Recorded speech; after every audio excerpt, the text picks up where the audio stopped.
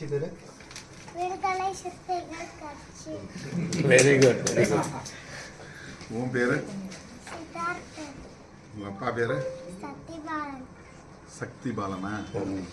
அம்மா? பிரதிபா. பிரதீபாவா? தலைவர் நம்ம தலைவர் பேர் சொல்லுங்க. தலைவர் திருமாவளவன்.